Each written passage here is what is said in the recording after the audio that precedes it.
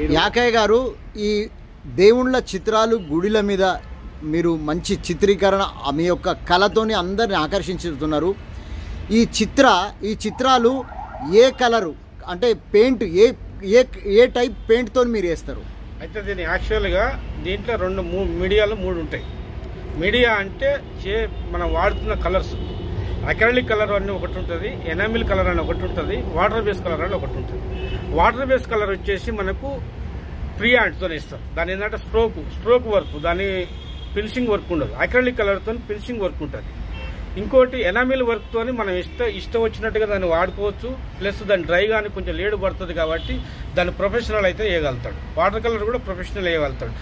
ఏం చేసినా కూడా ఫస్ట్ హ్యూమన్ అనాటమీ చాలా బాగుండాలి. అనాటమీ అంటే కళ్ళు ఎంతవరకు ఉంటే బాగుంటుంది, ముక్కు ఎంతవరకు ఉంటే బాగుంటుంది, ముక్కు తగ్గట్టు మూతి ఎంతవరకు ఉంటే బాగుంటుంది.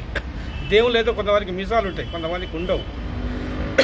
కొంతమందికి బాడీ దృఢత్వం ఉంటుంది, అమ్మవార్లకు చాలా వయ్యానంగా ఉంటుంది నడుము. మనము మనసులో ఏమున్నది అనేది దాన్ని ఫస్ట్ మనం ఈ దేవుడు ఏ విధంగా ఉంటాడనే మనకు ఊహ రావాలి.